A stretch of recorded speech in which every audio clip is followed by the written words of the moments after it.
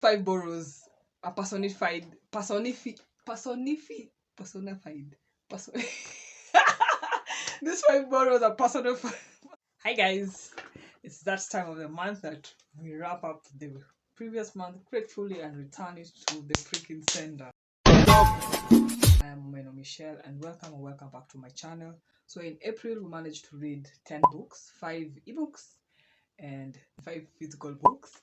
They range from kids books to fantasy, poetry. I love to explore, but my home is thriller, crime fiction and mystery.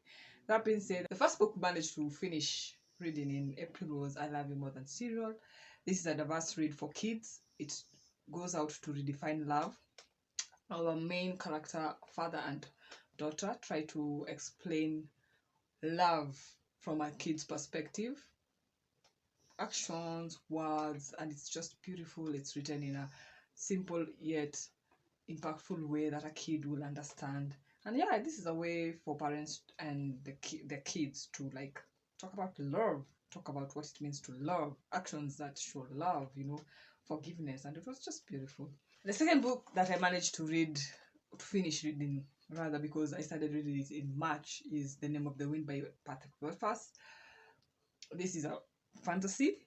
I don't know what subgenre it falls under because I went in expecting adventure. If you've read or watched the Lord of the Rings movies, you go in expecting epic things, fighting, adventure, the Hobbit, new worlds.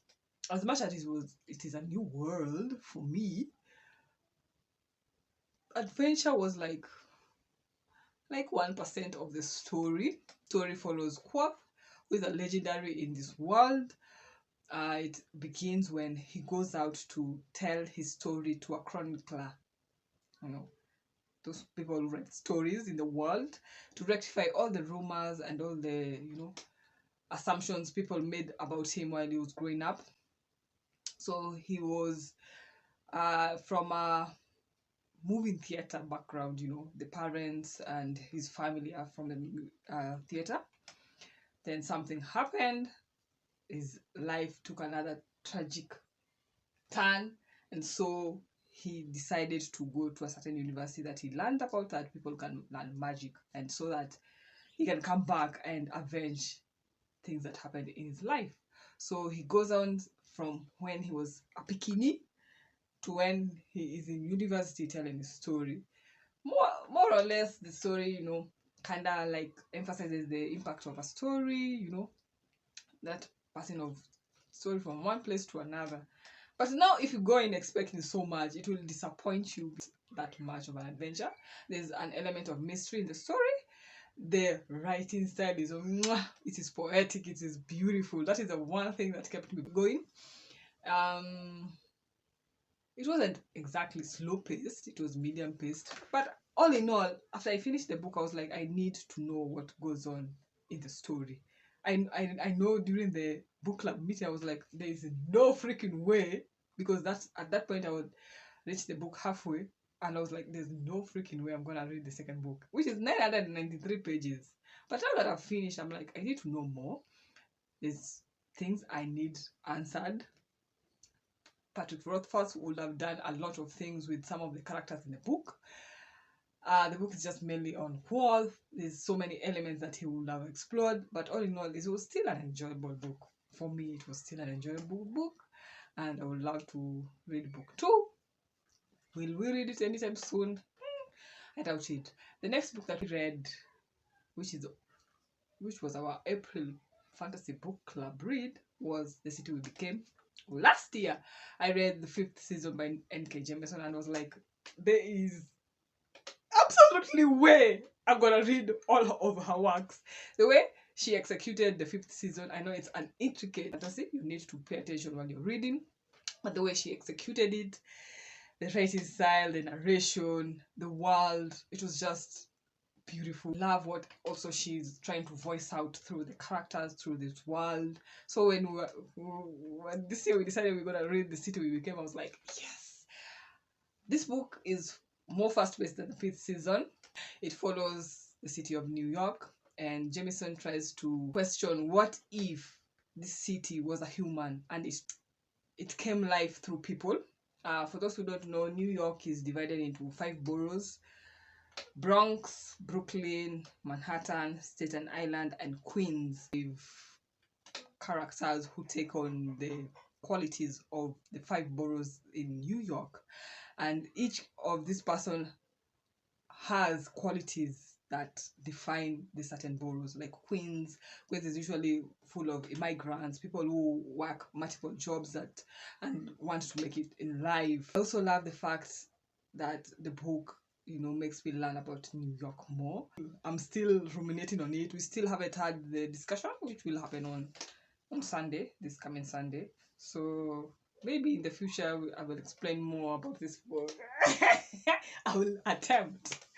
The next book that I read was Writers of the Future, Volume 39. This is the second time I'm collaborating with Galaxy Press to review their books. Last year was just profound. I was reading it, I was like, wow. It's the fact that these are stories that will launch these people's careers. These are stories and illustrations that are still fresh. These are stories of persistence, perseverance, because some of these writers have submitted their stories over 25 times, and they never won, but finally they won. This is the story of courage and faith and creativity. It's just beautiful. For those who are not versed with the Writers of the Future and what they do, basically it's a competition. It was started by L. Ron Hubbard. Habab. I had to be corrected. And every year and within each quarter, they accept submission of stories, sci-fi or speculative fiction or fantasy, from people who haven't been published yet.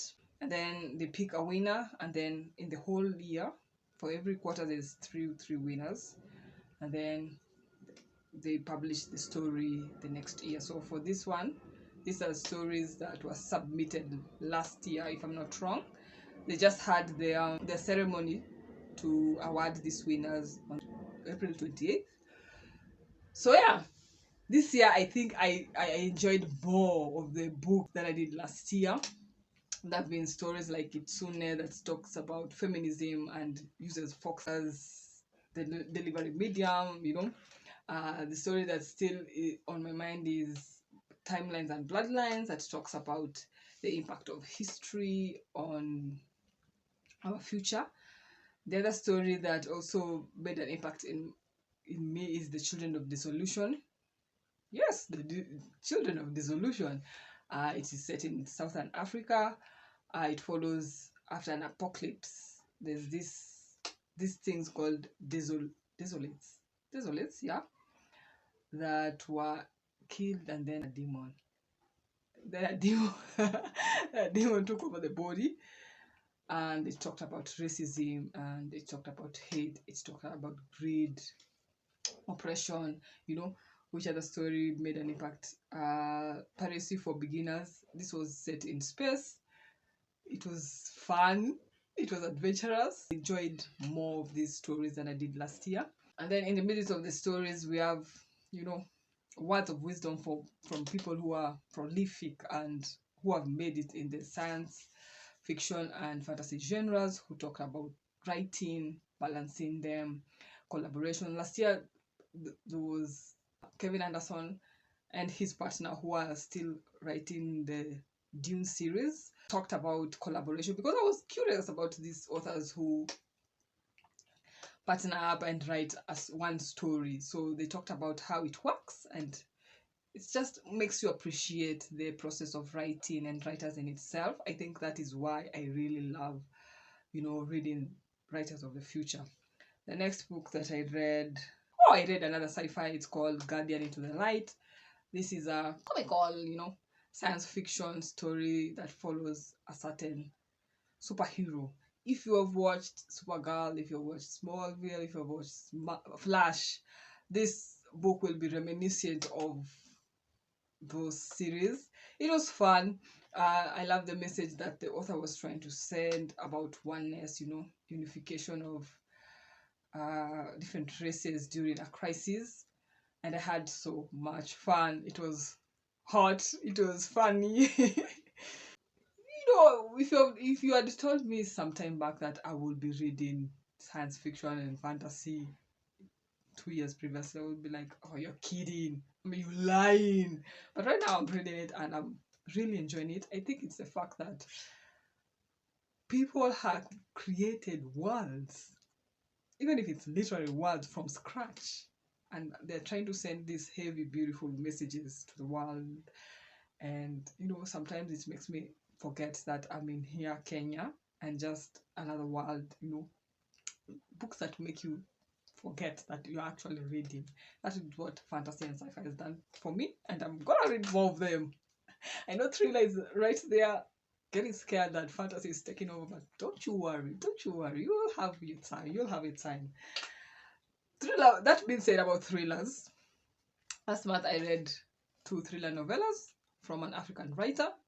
I would say this is one of the untapped genres from Africans. I don't know why people are shying away from it. But I love a good thriller. I am a hardcore thriller fan. So when I went in to read Blood in the Water and Waste in the Scene, I had so much waste of scene. I had so much expectation. For me, thriller means that there's an element of mystery. There's that, you know, something is gonna kill our main character. There's that I don't want to put the book down. You know, there's that element of suspense. And as much as there was an element of mystery, suspense, and some bit of fun in these 2 thrillers, I felt like it missed the mark on the thrill part, you know. To me, it read more like drama than a thriller. But that being said, these are the second and third book I've read from the author, and I can say that the writing style is beautiful. But all in all, it was an enjoyable read. I can't say that it sucked. No. The next book that I read was, or rather I reread, is The Secret to Teen Power. If you know Rona Ban, the author of The Secret and the Secret franchise, you know that she tries to give this message that your thoughts become things, and that the law of attraction, just like the law of gravity, is always working, always has been working. So whether you're consciously thinking or, you know, it's rote routine, you have the power to take charge of your life through your thoughts. It's more or less you being a master of your thoughts rather than you controlling the law of attraction. If you get one thing from those books, get that. It's all about what you think. It's all about what you believe. And I've been on a journey to like unlearn limiting beliefs that I have accepted over the years, and these books have really helped me. If you are not aware, I love The Greatest Secret. It's not about acquiring things, it's not about being somebody else. It's more or less about healing, it's more or less about letting go of limiting beliefs. It's more or less of creating a new story for yourself. So I just had to read this because I was having a bit of rough time in April at some point, and I just needed to like reinforce my faith. And yeah, we read The Secret to Teen Power. This one is more or less, I cannot say diluted, but it's written in a simpler way so that the teen can understand what this means. And I just needed something much simpler. So yeah. The next genre, I love this genre. I indulge in it, but it's one of those genres that I'm usually really scared to review. Sometimes you may get this person message, sometimes you might not. Sometimes you might misconstrue it. So I have been reading and writing poetry for a while, but the last year I was intentional about reading more poetry, and I got the chance to read so much from Zimbabwe, and the next 2 books are from there. The first one was quite a bit intricate. This author is showcasing his journey, you know, trying to sift what we have, you know, for Africa. Colonization has really done a heavy thing on us. Heavy is an understatement, and we're still untangling from all those effects: colonialism, racism, xenophobia, and Nzikamai Chando is really trying to, find the light, trying to tell the story of some of what has happened to us, his journey. As in, this book, I've been reading it for the past 6 months. It's heavy, it's intricate, it's complex, and that just explains, us as a human, we are complex. It was an amazing journey. Because he has different writing styles, he plays with his words, as in literally, literally, he plays with his words, and it was beautiful. And I love when I again learn something from a book. So I am still ruminating in the book. I am still asking Holy Spirit, help me review this book in a way that will do justice to what he was trying to tell us. And then the other book that I read was Starfish Blossoms by Samantha Rubitsai. I loved this book. It's an ode to women, our resilience, our strength, all our shortcomings, all we have been managed to overcome. It was, again, beautiful. She knows how to play with her words. I thought I would read this book in like 6 months the way I did Cremation Scarecrow, but I was like, I read it within a week because I started on the 1st of April.